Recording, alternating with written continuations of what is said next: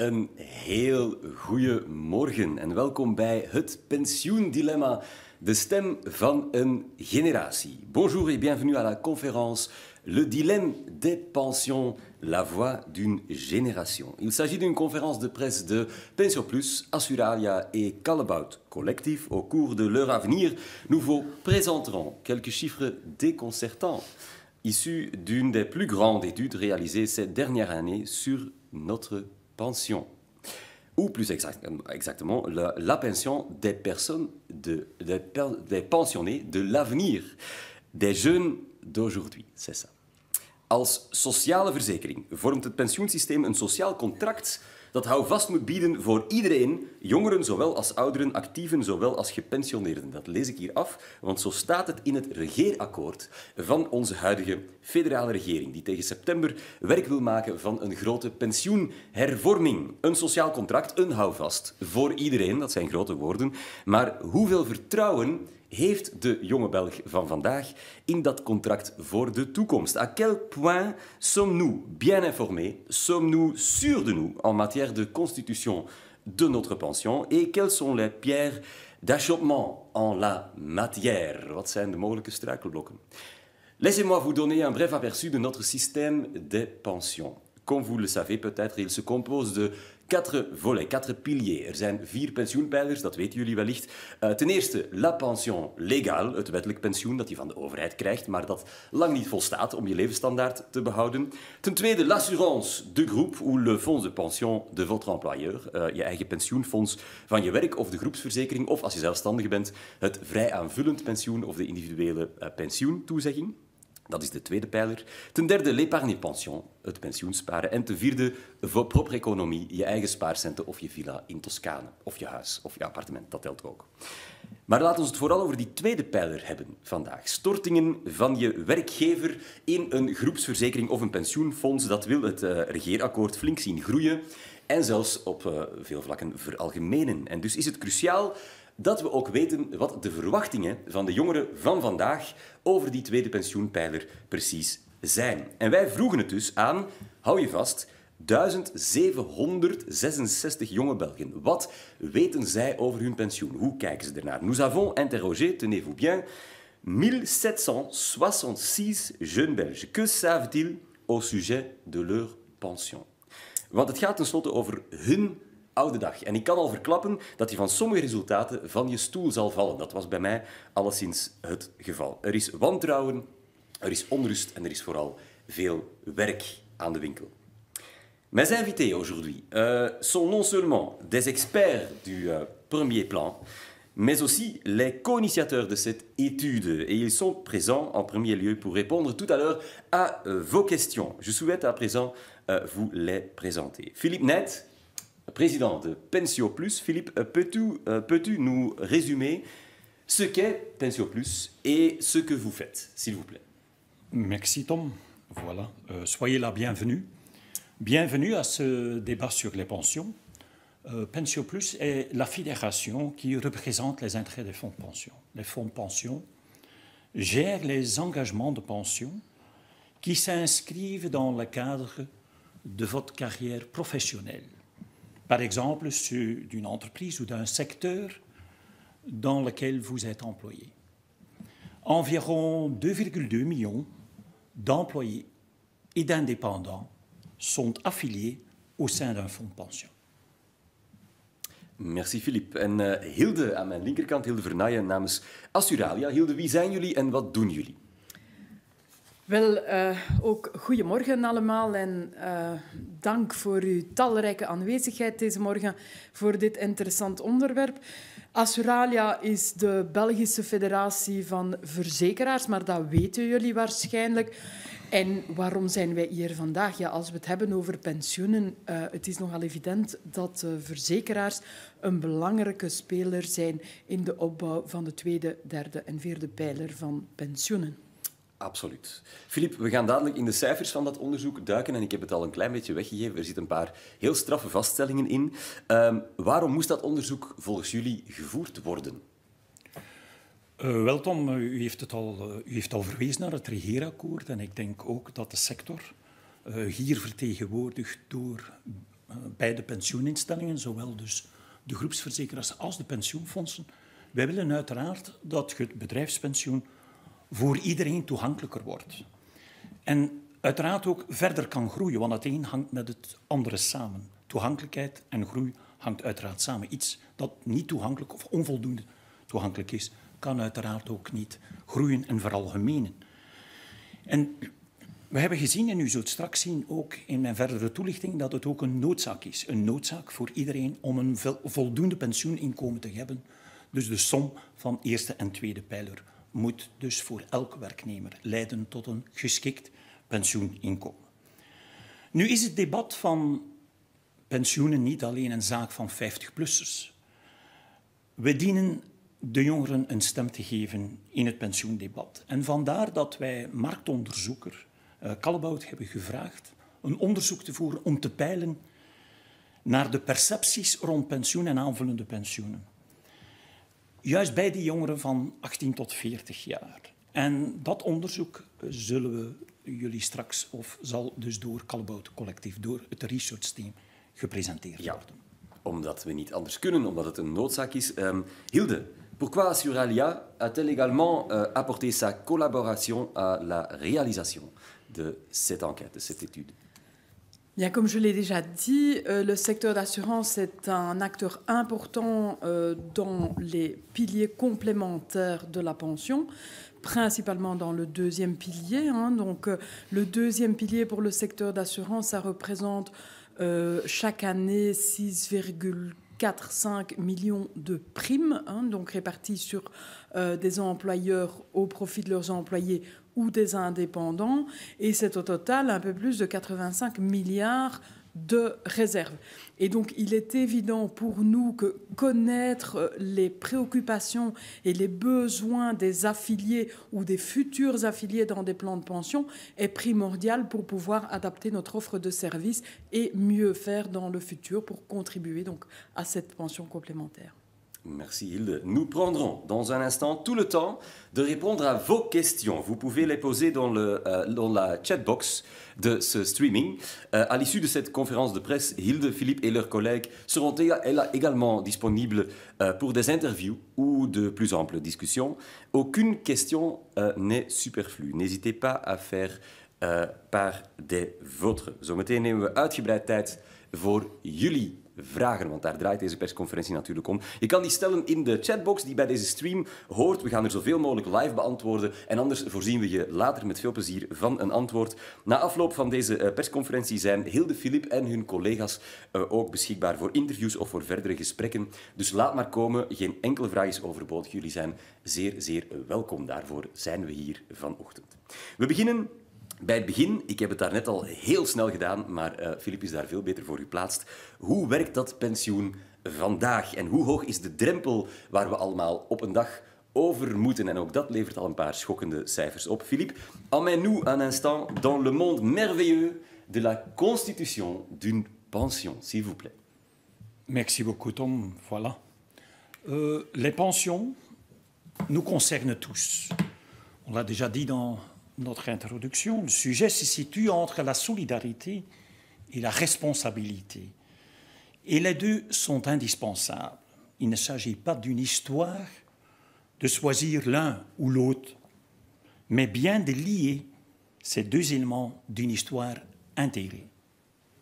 L'objectif rassemble chacun d'entre nous, à savoir garantir un revenu de pension confortable pour tous.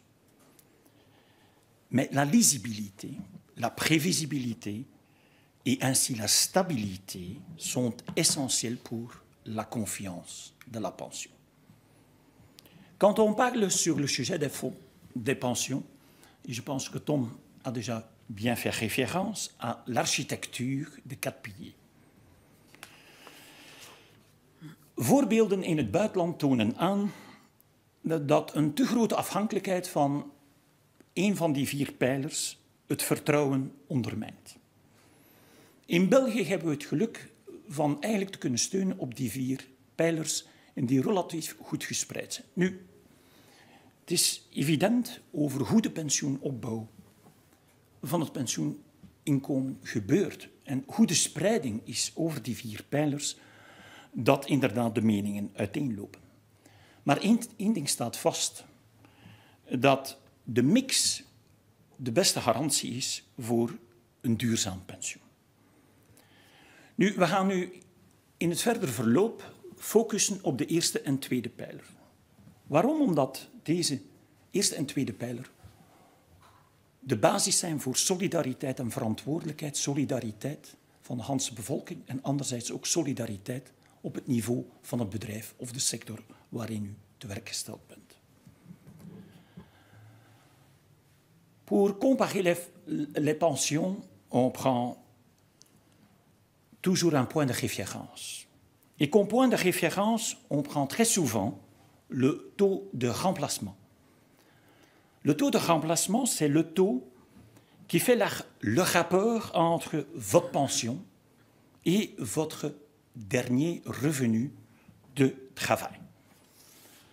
Vous voyez à l'écran, vous voyez au slide, les taux de remplacement de la pension légale en termes bruts et en termes nets pour différents salaires.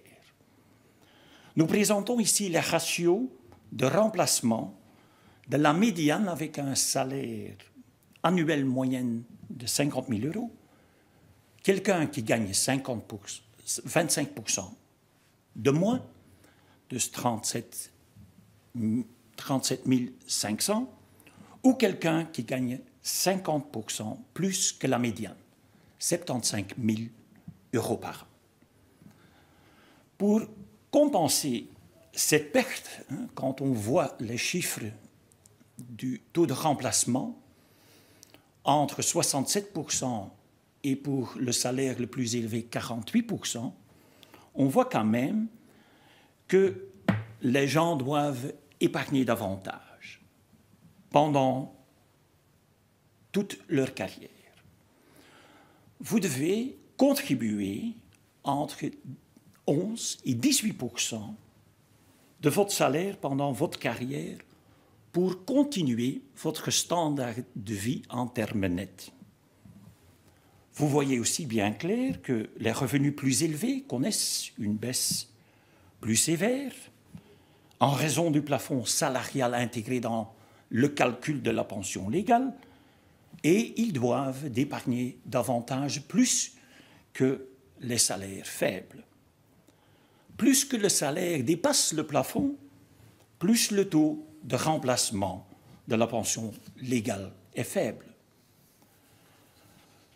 Nu, anderzijds kunt u stellen, moeten we wel 100% van ons netto-inkomen hebben op pensioenleeftijd? Alles hangt af van uw eigen definitie, wat uw gewenste verderzetting is van uw levensstandaard op pensioenleeftijd. Stel nu dat u tevreden bent met 80 of 90% van uw netto beroepsinkomen op pensioenleeftijd, dan ziet u daarvoor de percentages. Maar zelfs nog met 80% van uw netto levensstandaard moet u nog altijd 4 tot 11% pensioenbijdragen storten in een pensioenplan gedurende uw hele carrière. Un autre point de référence qu'on utilise de temps en temps, c'est quand même le financement de la facture d'une maison de repos. Je pense que les gens doivent être capables de payer leur facture d'une maison de repos s'ils ne peuvent pas rester chez eux-mêmes. La totalité du premier et deuxième pilier devrait permettre de financer cette facture, mais aujourd'hui, 92% des pensions légales ne sont pas suffisantes pour payer la maison de retraite. On a pris comme hypothèse 2 000 € tous les coûts inclus pour cette maison de repos d'une manière mensuelle. Mais on voit très bien ici, dans aussi cette comparaison, qu'on doit épargner davantage pour combler la différence.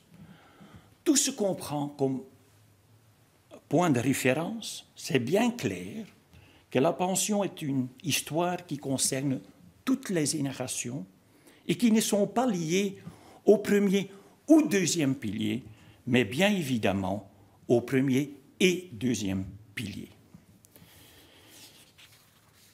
Nu is het belangrijk dat daarvoor een pensioenreflex is, niet alleen op het einde van de loopbaan. Meestal gaan mensen pensioen gaan consulteren of vragen gaan stellen wanneer ze de leeftijd van 50 jaar hebben gepasseerd. Maar dat is meestal te laat om een degelijke pensioenopbouw te starten. Een pensioenopbouw is geen mirakel, het vergt tijd. En je kan de tweede pijler wat vergelijken met het principe van samengestelde interest. Je kan behoorlijk lage bedragen van je salaris besparen, maar met de cumul van jaar tot jaar samengestelde interest kan u al een behoorlijk aanvullend pensioen bijsparen, zodat het niet te veel indeukt op uw bestaande consumptie van uw beschikbaar inkomen van uw loon. Het vergt gewoon tijd. We vonden het dan ook heel belangrijk als PensioPlus om te peilen naar het draagvlak van de jongeren. Meer inzichten te verwerven en vooral hun bekommernissen in kaart te brengen om hierop verder te bouwen. Om in de zaak actie te nemen en inderdaad te zien om die pensioenreflex te cultiveren, te sensibiliseren bij alle generaties. Ik ben dan ook verheugd als voorzitter van PensioPlus en in naam van de pensioeninstellingen hier verenigd, zowel dus Assuralia, die de groepsverzekeringen vertegenwoordigt, als ikzelf die de pensioenfondsen vertegenwoordigt, om u inderdaad het woord te verlenen aan de mensen die de studie hebben uitgevoerd, het researchteam van Callebaut Collectief.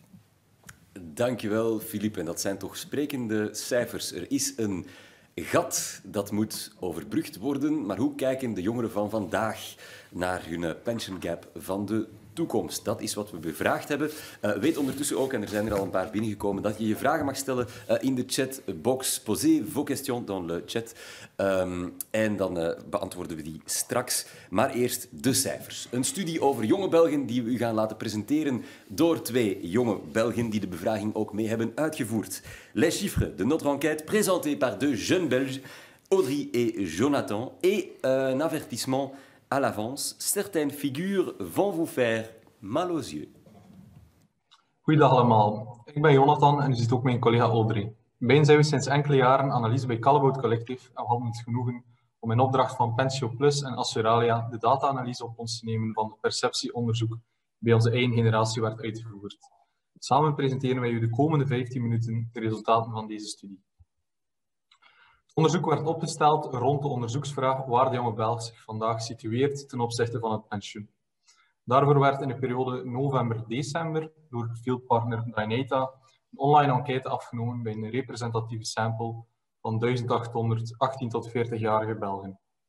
Een diverse groep die onder andere bestaat uit werknemers die zich vandaag reeds enige professionele ervaring kunnen toekennen, werknemers die zich aan de start van hun carrière bevinden en studenten die zich klaarstomen om de arbeidsmarkt te betreden. Allen samen de generatie van de toekomst, maar ook de generatie die de gevolgen zal dragen van de vergrijzing. In de volgende slides presenteren we u wat we uit deze data van Dynata leerden. Dans un premier temps, il a été demandé aux participants quelle est leur opinion par rapport au régime des pensions belges en général aujourd'hui et par rapport à leur constitution de pension personnelle. Cela sur une échelle de 0 à 10, 0 indiquant une opinion très négative et 10 indiquant une opinion très positive. Cette question a été posée sans donner aucune information au préalable afin de ne pas influencer les réponses des participants. Une fois le score indiqué, il a été demandé aux participants de donner 3 arguments pour ce score. C'est là sur la base d'une question ouverte. Le résultat de cette question est un score moyen de 5,4 sur 10, un chiffre extrêmement bas qui démontre le problème du concept des pensions belges.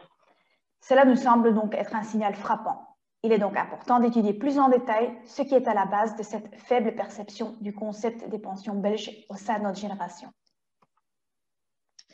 Une première source d'information sont les réponses à la question ouverte, où nous retrouvons les arguments par rapport au score donné. Les arguments mentionnés ont tous été examinés, puis regroupés afin de convertir les données qualitatives en données quantitatives. Et cela a finalement conduit à 5 thèmes majeurs. 4 de ces 5 thèmes reflètent une méfiance des participants par rapport aux pensions. Cette méfiance se situe sur plusieurs niveaux. Premièrement, le montant de pension trop peu élevé, marqué en bleu. Les arguments qu'on retrouve ici sont le montant est trop bas en général, le montant est trop bas pour financer une maison de retraite, le montant n'est pas suffisant pour maintenir mon niveau de vie, etc. Deuxièmement, l'âge de la retraite qui est considéré comme étant trop élevé, marqué en vert. Les participants disent qu'ils doivent travailler trop longtemps, qu'ils pourront à peine profiter de leur retraite, notent que l'âge de la retraite est à chaque fois repoussé. Troisièmement, l'incertitude quant à l'avenir, indiquée en mauve. Y aura-t-il encore une pension plus tard, quand c'est à mon tour? Le vieillissement et le système impayable des pensions sont remis en question. Quatrièmement, un sentiment d'inégalité, d'injustice, marqué en rose. On retrouve ici des arguments tels que le montant n'est pas en rapport avec le travail ou les efforts qu'on a fait, qu'il y a trop de profiteurs du système, qu'il n'y a pas de répartition uniforme, etc. Enfin, cinquième et dernier thème est la complexité ou la distance par rapport à la pension, indiquée en jaune. On remarque qu'on n'y connaît pas grand-chose, qu'on nous donne trop peu d'informations, qu'il y a trop peu d'encadrement, que le système est complexe ou qu'on ne s'en occupe tout simplement pas. Na de analyse van de open bevraging werd vervolgens aan de hand van enkele stellingen verder gepeild naar bepaalde aspecten van de pensioenperceptie van de respondenten. Op deze stellingen kon men kiezen tussen 4 antwoordmogelijkheden, gaande van helemaal akkoord, en hier aangeduid in het rood, tot helemaal akkoord, hier aangeduid in het donkergroen. De gap tussen onze generatie en het pensioen, die blijkt uit de argumentatie van de aangegeven score, wordt hier bekrachtigd. Bijna 6 op 10 van de respondenten gaat eerder of helemaal akkoord met de stelling dat hij of zij vandaag niet bezig is met zijn of haar pensioen. Dat het een ver van een bedshow wordt. We kunnen stellen dat er een gelatenheid primeert bij de 18 tot 40-jarigen in zaken het pensioen. Uit de splitanalyse op basis van werkervaring blijkt dat deze gelatenheid significant meer primeert bij jongeren die minder, max 5 jaar, of nog geen werkervaring hebben, hier aangeduid in het blauw. Dan zij die meer dan 5 jaar werkervaring hebben, hier aangeduid in het zwart. Bijna 2/3 van de respondenten met maximum 5 jaar werkervaring geeft aan dat hij of zij niet bezig is met zijn of haar pensioen. Dit leidt tot het syndroom van de 20 verloren jaren, waarbij men te laat proactief een degelijk pensioen begint op te bouwen. Naarmate men ouder wordt, zien we dat men meer betrokken raakt bij je pensioen. De volgende constatatie uit het onderzoek is beperkte financiële kennis in zaken pensioenplanning die respondenten zichzelf toewijzen. De 18 tot 40-jarige Belg geeft zichzelf gemiddeld op de valreep een voldoende score van 5,1 op 10. Wat het een zeer lage score betreft, is het in C niet zo verwonderlijk. Op middelbare scholen of universiteiten wordt niet aan informatieopbouw gedaan in verband met pensioen. Informatie over pensioen is ontoereikend in het algemeen. Nochtans bestaan er platformen die informatie verschaffen over het pensioen, zoals MyPension. Dit blijkt een degelijk platform met een score van 7,1 door zij die er gebruik van maken, hier rechts aangegeven op de slide, maar is amper gekend bij de start van de carrière. 1 op de 4 van de respondenten met werkervaring geeft aan nog nooit van het platform te hebben gehoord, aangeduid in het donkerblauw op de linkse grafiek. Van zij die er op zijn minst van gehoord hebben, maakt iets minder dan de helft van de respondenten effectief gebruik van het platform, aangeduid in het lichtblauw op de middelste grafiek. Wanneer we het aantal respondenten die gebruik maken van MyPension zijn de 471, bekijken ten opzichte van de volledige groep respondenten met werkervaring, zijn de 1469, dan blijkt dat slechts een derde gebruik maakt van het platform. Parallèlement à la résignation et le manque de connaissances, nous remarquons également une préoccupation latente par rapport aux pensions. Les personnes entre 18 et 40 ans sont conscientes des incertitudes relatives à leur pension. Elles sont également préoccupées. C'est ce que nous ont déjà montré les arguments des participants lors de la question ouverte et ce que démontrent aussi ces résultats-ci. 50% n'est pas confiant de pouvoir mener une vie confortable après sa mise en pension. 69% s'attend à devoir gagner de l'argent en plus pendant sa pension. 62% craint de tomber à court d'argent pendant sa pension. Et 60% se fait du souci sur sa situation financière après sa mise en pension. Ook blijkt ongeveer de helft van de respondenten geen vertrouwen te hebben in de overheid.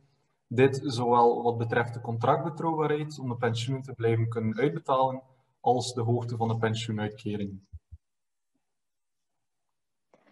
L'analyse répartie nous montre des différences signifiantes entre les hommes et les femmes. En général, les femmes, représentées par les barres noires, se sentent moins confiantes de l'avenir que les hommes, représentés par les barres bleues. Les femmes voient les pensions de manière différente et se posent d'autres questions que les hommes, en particulier en ce qui concerne la pension constituée comme garantie d'une vie insouciante dans laquelle on prend soin de toi. Les femmes indiquent également avoir des connaissances financières inférieures à celles des hommes en matière de planification de pension. Wanneer we peilen naar wie de respondent verantwoordelijk acht voor de opbouw van zijn of haar pensioen, blijkt dat men de pensioenopbouw als een gedeelde verantwoordelijkheid ziet. Zowel de overheid, 86%, als de werkgever, 80%, als het individu zelf, 76%, wordt verantwoordelijk geacht voor de uitbouw van zijn of haar pensioen. De verdere bevraging toont aan dat 3/4 van de respondenten aangeeft dat de mate waarin de werkgever bijdraagt aan het pensioen een grote rol speelt. Iets meer dan de helft geeft zelf aan dat hij of zij bereid is om loon af te staan voor een beter aanvullend pensioen bij loononderhandelingen. Pour cela, il est bien entendu nécessaire que les employés sachent comment fonctionne le deuxième pilier de pension et qu'ils y croient. Les connaissances financières limitées sur les pensions en général ont déjà été mentionnées plus tôt. Si nous continuons l'analyse et examinons plus en détail les niveaux de connaissances par pilier, nous voyons un nombre remarquablement inférieur de participants qui indiquent avoir une bonne connaissance de la pension complémentaire, le deuxième pilier, par rapport au pourcentage de participants qui indiquent avoir une bonne connaissance de l'épargne retraite, le troisième pilier. En d'autres termes, on ne sait pas trop ce qui implique la pension complémentaire, ce qu'elle signifie. Plus d'informations sont nécessaires. Comment est-ce que cela fonctionne? Qu'est-ce que l'employeur fait pour moi? Pourquoi est-ce fiscalement plus avantageux que l'épargne pension? Pourtant, presque 4 millions de personnes sont affiliées à un plan de pension complémentaire. Bien que leur pertinence soit très diverse par secteur et par fonction, ils représentent ensemble 92 milliards de capitaux. De gezamenlijke kapitalen van het aanvullend pensioen zijn relevant. Er zijn de 92 miljard en kunnen als investeringskapitaal bijdragen tot diverse sociale en maatschappelijke doeleinden. De respondenten werden gevraagd tot welke van deze doeleinden de pensioeninstellingen volgens hen zouden kunnen bijdragen. Dit op een schaal van helemaal niet zijn in het rood tot helemaal wel in het groen.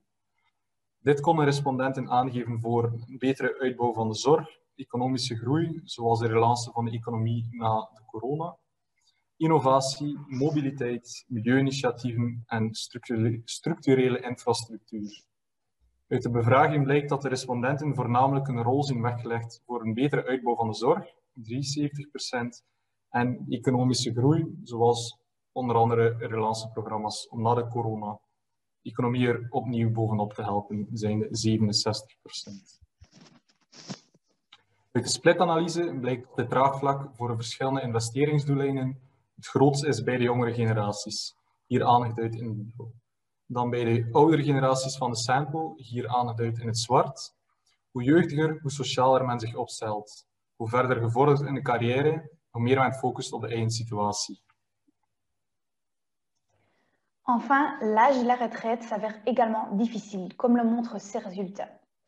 Le premier graphique montre l'âge auquel les gens aimeraient prendre leur retraite, l'âge de retraite préféré. Le deuxième graphique montre l'âge auquel les gens s'attendent réellement à prendre leur retraite, l'âge de la retraite attendue. Pas moins de 90% indiquent ne pas vouloir travailler plus longtemps que jusqu'à leurs 65 ans, tandis que plus de la moitié s'attend à devoir travailler jusqu'après cet âge. L'âge de retraite préféré et attendu présente donc une répartition paradoxale. Cela nous amène à la fin de la présentation. Merci pour votre attention. Voilà, en iedereen kan naar Audrey en Jonathan bellen, want hun telefoonnummers stonden erbij. Dat zijn straffe cijfers en ook vooral veel cijfers, merk ik hier in onze chatbox. Onder andere Hans en Stefanie vragen of we de cijfers kunnen nasturen, want die slides die vlogen ons inderdaad om de oren, omdat er zoveel te vertellen is en op elke slide was wel iets te zien. Ik kan jullie verzekeren dat we jullie achteraf met heel veel plezier alle mogelijke informatie sturen. Het kan handig zijn om je adres nog eens achter te laten in onze chatbox. Si vous voulez recevoir les chiffres après, laissez-nous votre adresse dans le chat. En al jullie vragen zijn daar ook welkom. N'hésitez pas à poser vos questions aussi dans le chatbox. Nous vous répondrons dans un instant. Mais eerst jullie persoonlijke reactie, Hilde. Ja, dat zijn nogal wat cijfers. Hè. Ben jij daardoor verrast? Zijn we verrast? Spijtig genoeg niet. Hè. Dus inderdaad, voor vele mensen nog een ver van mijn bedshow. Zoals Philippe het gezegd heeft in de inleiding. De meeste mensen beginnen pas aan hun pensioen te denken na 50 jaar. En dat is natuurlijk begrijpelijk. Hè. Het is enerzijds een complexe materie. En anderzijds is het ook zo dat heel veel mensen veel bekommernissen hebben al vandaag en morgen op korte termijn, laat staan dat je dan moet bezighouden met de langere termijn. En nochtans is het absoluut noodzakelijk om van in het begin van je loopbaan ook met pensioenopbouw bezig te zijn. Ja, dat gaan we nog een paar keer moeten herhalen vandaag, want het is een waarheid als een koe. Philippe, êtes-vous surpris par ces chiffres? Non, pas vraiment. Je pense, OK, c'est les jeunes qui ont parlé, c'est la perception et la réalité. Ça, c'est bien clair, mais il y a quand même dans l'étude, quand j'analyse les résultats, que quand même il y a de l'espoir, parce que les jeunes prennent, d'après moi, de la responsabilité. Près de la moitié des répondants sont d'avis que la pension légale ne suffira pas pour conserver le niveau de vie souhaité.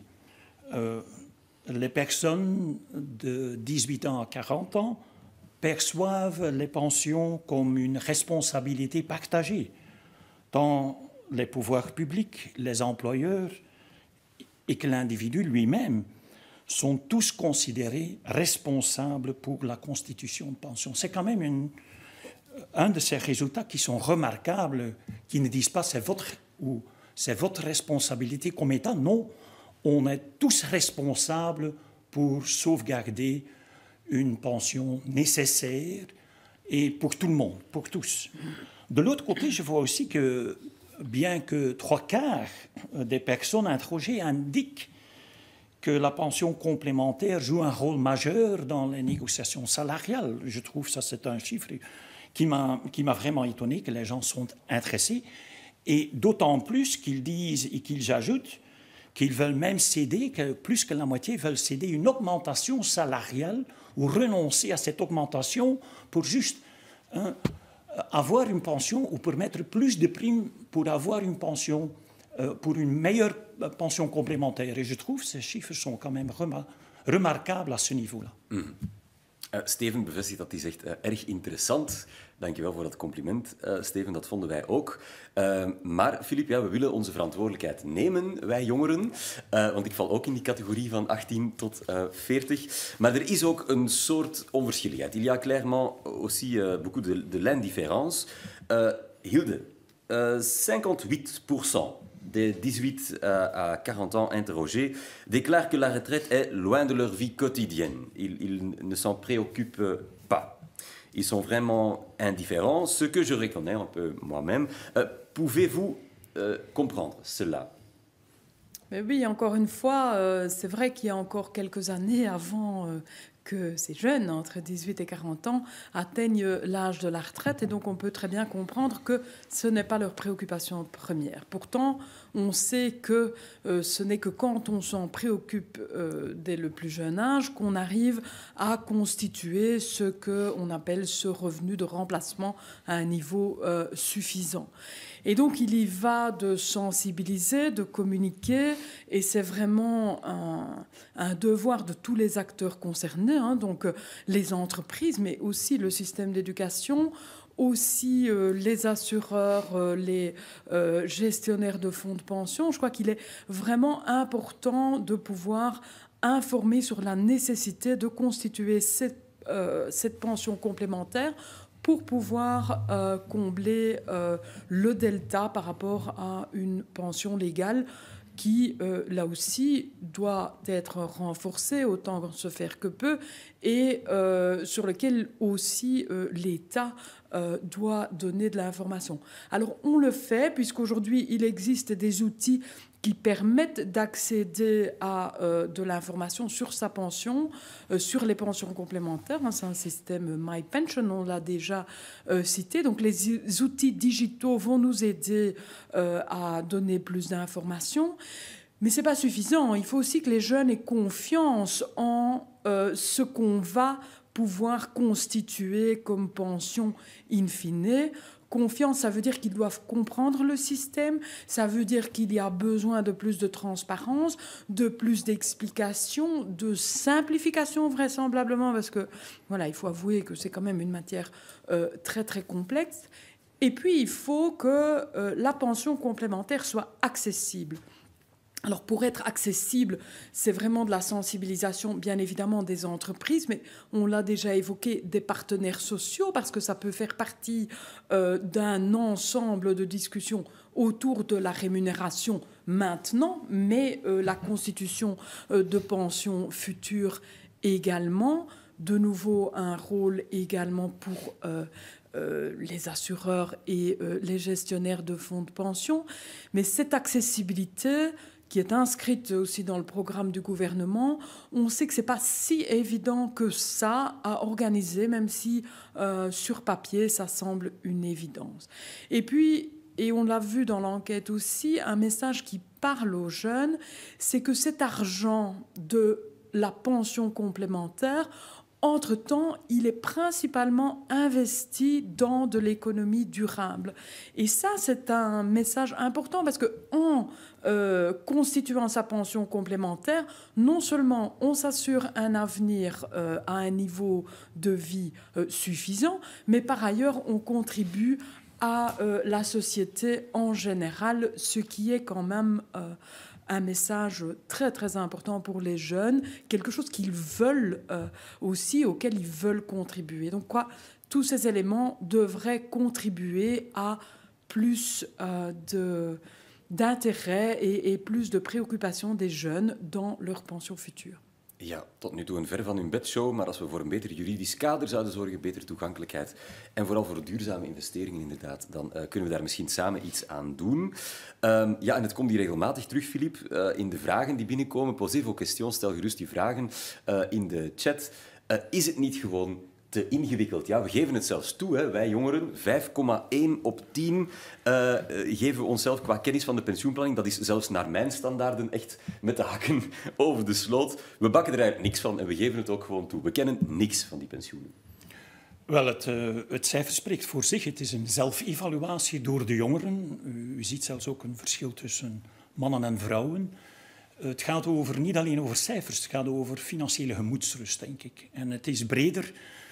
Ik denk, ten eerste is er nood aan een coherent pensioenverhaal. Ik denk, we hebben gezien, het gaat niet tussen of het wettelijk pensioen of het aanvullend pensioen. Nee, het is een combinatie van beiden. En ik denk dat ook naar het beleid toe een coherent verhaal belangrijk is. En ik denk, Hilde heeft er al terecht naar verwezen, ik denk dat ook sociale partners hier een zeer belangrijke rol hebben.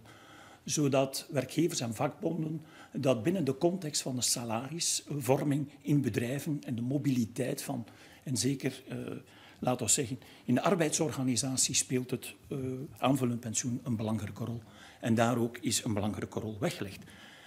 Iedereen heeft een belangrijke rol. En zoals u zegt, inderdaad, er is veel werk aan de winkel. Het is een gezamenlijke verantwoordelijkheid. Dat is niet de ene of de andere. En inderdaad, transparantie, toegankelijkheid is nodig. En waar het kunt, moeten we ook de wetgeving vereenvoudigen. Toegankelijker pensioenfiches, leesbaarheid. Ik heb het gezegd in mijn inleiding. La lisibilité, la prévisibilité et ainsi la stabilité. Ik denk dat dat 3 belangrijke... Mensen willen weten waar ben ik aan toe. Niet de regels van het spel wijzigen tijdens het spel. Vergeet niet, als mijn pensioenbijdrage stort, ja, dan kunt u daarover pas beschikken op pensioenleeftijd. Dus dat zijn zeer illiquide vormen van beleggingen, als men het zo zou zien. Want u kunt niet zeggen, morgen, ik ga naar de bank en ik vraag dat op, of ik ga naar mijn verzekeraar, of ik ga naar mijn pensioenfonds en ik vraag dat geld op. Dat gaat niet. U moet de wettelijke pensioenleeftijd bereiken. Dus mensen willen vertrouwen. U gaat maar iets toevertrouwen aan iemand als er voldoende vertrouwen is. En als u het begrijpt. Begrijpen wil zeggen leesbaarheid, toegankelijkheid. Ook transparantie. Transparantie naar kosten. En daar zal de sector, staat ook in het regeerakkoord, samen aan werken om inderdaad. We zullen daarbij, en ik denk dat Hilde ernaar verwezen heeft, ik denk dat de sector samen met de overheid reeds 10 jaar geïnvesteerd heeft in een uniek gegevensloket. Waarom zeg ik uniek? Omdat dat uniek is in Europa. Er zijn, mijns inziens in Europa, geen databanken waar zowel al informatie over uw eerste pijler en uw tweede pijler waar u bij welke werkgever u ook hebt gewerkt, wel, u vindt alle informatie terug op MyPension. Daar is jarenlang in geïnvesteerd. Pensioeninstellingen hebben een verpletterende verantwoordelijkheid. We zijn zelfs aansprakelijk voor fouten, mochten daar fouten in zitten. Dus daar is hard aan gewerkt. Dus dat wil zeggen dat mensen toegang hebben tot de informatie. En ik zie daar ook een enorme opportuniteit. Inderdaad, we zien dat MyPension, mensen die het gebruiken, die geven daar een relatief hoge score aan, meer dan 7. Dat is een onderscheiding, daar ben ik al heel tevreden mee. Maar u ziet, mensen die dit gebruiken, waarderen dat. En ik denk, slechts 1/3 gebruikt dat. Dus we hebben nog 2/3, dus we moeten verder inzetten op die digitale kanalen, zoals Hilde heeft gezegd. En daar zal de sector samen met de overheid, want terug, laat ons samenwerken. Mensen niet, zoals Hilde het ook gezegd heeft, het is bijzonder complex, ja. Die complexiteit zal er nog altijd wel een stuk blijven. Maar als we samen, laten we zeggen, dezelfde boodschappen geven en samenwerken om die doelstelling, zijnde dus een geschikt pensioeninkomen te bereiken in functie van de levensstandaard, dan denk ik zijn we hele weg. Kunnen we een hele weg afleggen. En te meer, en dat vind ik, en ik herhaal dat de jongeren daarvoor openstaan. Ik zie dat ze het niet de problematiek wegschuiven als het is van de overheid. Nee, ze zijn bereid om zelf actie te nemen, zowel zichzelf als bij hun werkgever, te vragen, zelfs goed van te zeggen, kijk, ik weet dat ik eventueel een stukje van mijn salaris moet opgeven om inderdaad uitgesteld. Maar uitgesteld betekent natuurlijk dat u wil dat ondertussen dat fiscaal, dat juridisch kader stabiel is. Want ja, goed, u wilt natuurlijk niet dat uw centjes toevertrouwd worden aan iemand en dat fiscale of andere regels wijzigen in de loop van het spel. Inderdaad. Over MyPension kunnen we straks misschien nog hebben. Hilde, question de Belga. Comment expliquez-vous les différences de résultats entre les femmes et les hommes? Comment combler cet écart? Tout à fait intéressant. Alors effectivement, c'est une bonne question. Donc 2 choses dans l'enquête par rapport à la différence hommes-femmes. D'abord, on voit que les femmes sont de façon générale plus préoccupées par la pension que les hommes. Je crois que ça, c'est sans rentrer dans des clichés, mais c'est quand même un peu la traduction de la bienveillance naturelle des femmes qui se préoccupent justement du bien-être, de l'avenir, etc. Pas uniquement du leur d'ailleurs, mais de leur entourage. Alors, dans une pension complémentaire, il n'y a pas de différence dans la constitution de la pension entre un homme et une femme, parce que l'organisateur du plan de pension, il organise une collectivité au sein de son entreprise ou au sein d'un secteur, et chaque travailleur a le droit à constituer sa pension de la même façon. La différence, elle provient évidemment de facteurs sous-jacents, où, voilà, vous le savez, sur le marché du travail, les femmes n'évoluent pas toujours de la même façon que les hommes, n'ont pas toujours une carrière aussi longue que les hommes. Ça veut dire qu'elles ont moins d'années de contribution potentiellement à la pension complémentaire et n'ont pas nécessairement non plus des jobs de même niveau, même si on voit une excellente évolution ces dernières années, mais il faudra encore un petit peu de temps pour que tout ça se rattrape, et je pense qu'il faut quand même réfléchir à des mécanismes qui permettraient de rattraper ce delta plus rapidement. Nog een andere vraag van een collega van Belga, wat de investeringsdoeleinden betreft. We hebben het er net over gehad dat jongeren gevoelig zijn aan de duurzaamheid daarvan, maar er is ook zoiets als risicoaversie voor dat kapitaal. Hoe ver willen jongeren daarin gaan? Philippe, hoeveel risico mag er genomen worden? Wel, ik denk dat jongeren vooral kijken naar het finale resultaat en dat we die beleggingen inderdaad duurzaam beleggen. En duurzaam wil ook zeggen dat we inderdaad, gezien dat we die beleggingen, die middelen gedurende al lange tijd hebben, dus de beschikking van de pensioeninstelling en niet onmiddellijk opvraagbaar zijn, betekent dat u inderdaad op lange termijn kunt beleggen.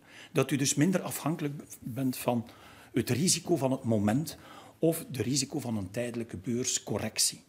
Dus we hebben dat ook gezien en dat blijkt uit cijfers. Als naarmate de duurtijd van uw beleggingshorizon langer is, dat het risico daalt met de duurtijd van de beleggingshorizon. Ik spreek niet een duurtijd van 5 à 10 jaar, want op 5 à 10 jaar kan er veel gebeuren. Maar we zien, als u inderdaad de middelen op een lange termijn kunt allokeren, en dat wil zeggen dat wij dus een stuk kunnen ons middelen in reële activa beleggen. Dan bedoel ik reële activa die terug worden geïnvesteerd in onze economie en bijdragen tot de economische groei. Je hebt dus duidelijk gezien dat de jongeren willen dat we daar, ik zeg maar, geen Duitse staatsobligaties allemaal mee kopen, maar inderdaad herinvesteren in bedrijven, in infrastructuur. Vandaar ook dat we een mogelijke rol hebben en we zijn dat aan het bekijken met de overheden in het kader van een transformatie welvaartsfonds en dergelijke, dat inderdaad lange termijnbeleggers een rol kunnen spelen om die middelen te herinvesteren in de economie en dus inderdaad bij te dragen tot de economische groei. Economische groei die dan terug bijdraagt om, laten we zeggen, het draagvlak voor zowel de eerste als tweede pijler te verruimen. Want het is de basis van economische groei, is juist dan vergroot de pot, laten we zeggen, van uw sociale zekerheidsbijdrage. Dus als de beroepsbevolking tenminste constant blijft en het arbeidsinkomen dus toeneemt met die toename van de welvaart. En dat hebben we toch gezien de laatste 30, 40 jaar. En anderzijds ook, economische groei is goed voor de beleggingen, want dat voedt natuurlijk, dat is de basis voor de groei van bedrijven en de groei van een land in het algemeen. Dus eigenlijk hebben we het dus ook terugverdieneffecten, zoals men zegt. Ja. Hopelijk is dat een antwoord op de vraag. Mochten er nog vragen zijn, laat maar komen. Ook na deze persconferentie zijn Philippe en Hilde en hun collega's ter beschikking voor al jullie vragen en eventuele interviews. N'hésitez pas à poser vos questions maintenant ou après. Nous sommes disponibles pour vous. Een vraag die vaak terugkomt in verschillende vormen, die ik aan Hilde ga doorspelen. Hoe moet dat aanvullend pensioen er dan idealiter uitzien? Want dat kan natuurlijk ook op veel verschillende manieren. Ja, kijk, het ideaal aanvullend pensioen, eerst en vooral moeten we zorgen dat de bijdragen voldoende zijn. Philippe heeft in het begin een aantal cijfers getoond van hoeveel zou je moeten bijdragen om aan dat vervangingsinkomen te komen. En in een ideale wereld zou iedereen moeten kunnen bepalen welk vervangingsinkomen wil ik op mijn pensioen. Natuurlijk, we moeten ook de solidariteit organiseren tussen de spelers, dus het is allemaal niet zo evident. Maar voldoende bijdragen is zeker een belangrijke. En er vroeg aan beginnen. Dus vandaag zien we spijtig genoeg dat mensen pas beginnen bij te dragen aan 40, 45, 50 jaar. Dat is natuurlijk onvoldoende om een substantieel aanvullend pensioen te bekomen. Verder is het ook belangrijk dat de pensioenopbouw efficiënt georganiseerd wordt. En dat gaat over middelen van de actoren die de kapitalen gaan beheren, de uitkeringen gaan doen enzovoort. Dus verzekeraars of beheerders van pensioenfondsen, die moeten het kunnen beheren aan een zo laag mogelijke kost en zo efficiënt mogelijk, zodanig dat we maximaal rendement kunnen houden voor de begunstigden van de pensioenplannen. En dan ook zeer belangrijk, maar Philippe heeft er ook al allusie over gemaakt, het is belangrijk dat het juridisch en fiscaal kader duidelijk, eenvoudig en stabiel is voor de mensen. Mensen moeten er vertrouwen in hebben als ze een beslissing nemen vandaag van bij te dragen in een bijkomend pensioenplan, dat de uitvoering daarvan misschien 30 jaar later nog steeds volgens dezelfde regels kan gebeuren. Dus het gaat over een stabiel kader, maar ook het respecteren van de verworven rechten en dat de mensen die verworven rechten goed begrijpen. De begunstigden, maar ook de bedrijven of sectoren die het pensioenplan organiseren. Want anders weten ze niet waar naartoe en dat kan alleen maar de zaak bemoeilijken. Als we het hier over de tweede pijler hebben, dan gaat het natuurlijk ook vaak over de eerste pijler. Ook daar komen een paar vragen over binnen, omdat we daar nogal scherp over geweest zijn natuurlijk. 49% ne compte pas sur le seul premier pilier, la pension légale, pour assurer une vie décente. Cette méfiance, Philippe, à l'égard du premier pilier, est-elle un problème majeur et comment peut-on l'enlever? Mais je pense, je ne voudrais pas dire méfiance, les gens sont conscients que la pension légale ne va pas suffire pour compléter leur niveau de vie souhaité. Ce n'est pas une question seulement de méfiance, les gens sont conscients de cette... Voilà, de ce fait, c'est bien clair. Ils l'ont vraiment expliqué. Heureusement qu'ils sont conscients, parce qu'à ce moment, ils prennent aussi la responsabilité. La responsabilité dans leur carrière. Ils peuvent interroger leur employeur. Est-ce que vous avez un plan de pension? Comment c'est, voilà, quel est le contenu de ce plan de pension? Ils peuvent... Voilà, faire l'épargne de pension voilà, dans le troisième pilier, et les gens investissent aussi dans leur propre maison, qui fait partie de l'ensemble des 4 piliers. Et je pense que c'est surtout à nous, ensemble, avec les employeurs, les syndicats, les partenaires sociaux sont très importants, avec le gouvernement, avec l'autorité publique, de donner un message cohérent vers les jeunes. Voilà, ne pas paniquer, ça ne sert à rien, mais dire, voilà, et faire exprimer une ambition que tout le monde pourrait y participer. On doit commencer quelque part. Ça ne vaut pas que tu mettes énorme... C'est surtout, il l'a bien répété, c'est bien clair, vous devez commencer tôt. Ça ne doit pas être des montants énormes de votre salaire. On est très conscient que les gens ont besoin de leur argent disponible pour investir voilà, dans des autres besoins, certainement dans le début de leur carrière. Mais si on commence tôt avec des petits montants, avec les intérêts, avec les intérêts cumulés, je pense qu'on pourrait arriver à une ambition quelque part que le premier et le deuxième pilier sont vraiment suffisants pour vous permettre, dans le cas où vous n'êtes plus capable de rester chez vous, que vous avez quand même accès à une maison de repos convenable. Je pense que voilà, c'est une ambition sur laquelle on doit travailler ensemble, parce que c'est une responsabilité partagée. Et je pense que l'étude montre que les jeunes sont vraiment conscients de ça. Voilà. Les gens n'ont pas expliqué, OK, c'est l'erreur ou c'est la faute de X, Y, Z ou de l'autorité publique. Non, ils savent qu'ils doivent prendre une responsabilité dans leur carrière, d'une manière collective au niveau de leur travail, auprès de leur employeur, ou dans l'organisation de planification de la pension dans leur vie privée.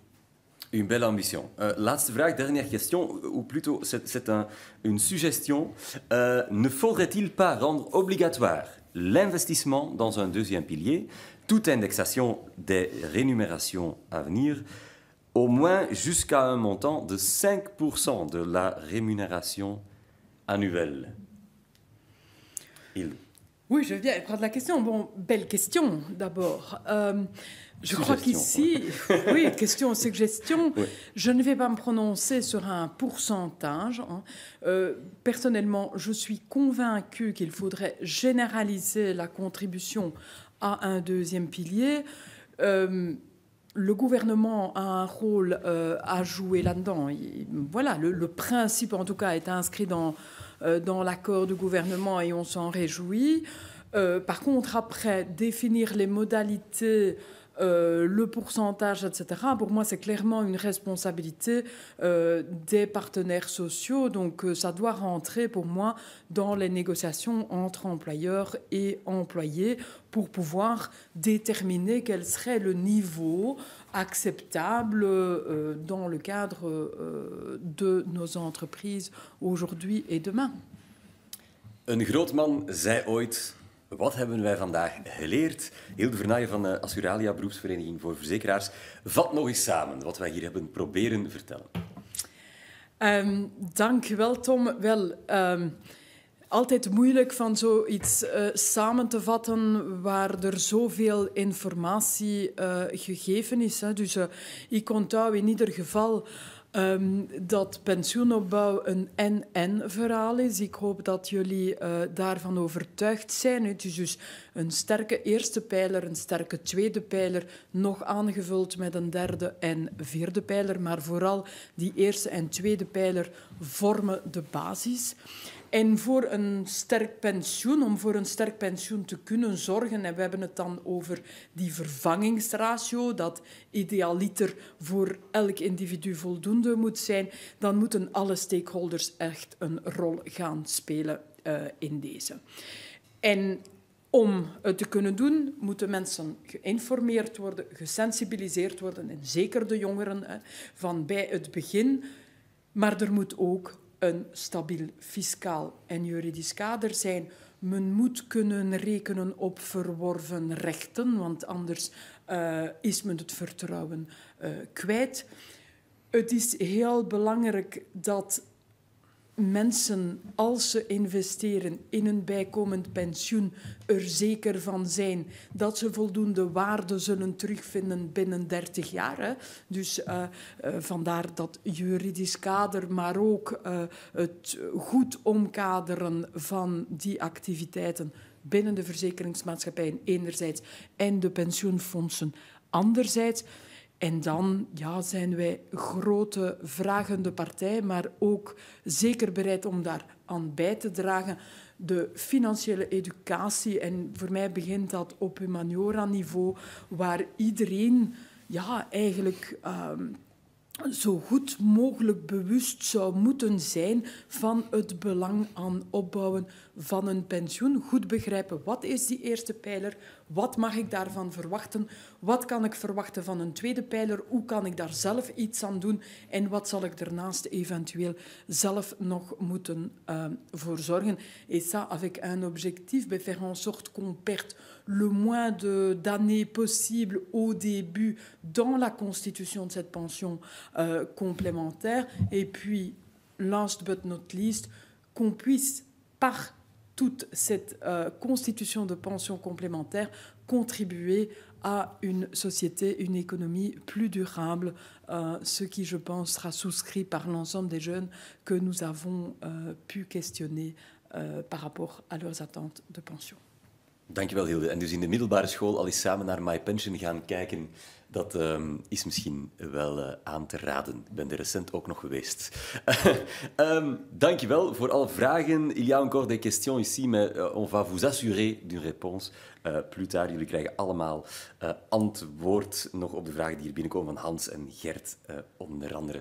Laat maar komen. Si vous voulez recevoir les chiffres de cette enquête, vous pouvez aussi laisser votre adresse e-mail dans le chat et on va vous envoyer tout ça après, als je de cijfers wil ontvangen van deze studie. Laat ook maar weten, dan sturen we ze straks op. Dankjewel voor nu dat jullie keken naar deze online persconferentie. We hadden jullie hier graag live bij gehad, maar langs deze weg hebben we jullie toch bereikt. Dank voor al jullie boeiende vragen. Ik herhaal graag dat Filip, voorzitter van Pensio Plus, en Hilde, voorzitter van Assuralia, samen met hun collega's en ook onze jonge onderzoekers beschikbaar zijn voor interviews, voor quotes en voor andere vragen. Je tiens à vous rappeler que Philippe, président de Pensio Plus, et Hilde, présidente d'Assuralia, et leurs collègues sont disponibles pour des interviews et d'autres questions. N'hésitez pas à nous contacter. En vergeet dus ook niet om eens naar MyPension te gaan. Wie weet, wat leer je nog allemaal bij? Of het is met je baas over je aanvullend pensioen te hebben. Graag tot gauw. À bientôt. Merci beaucoup.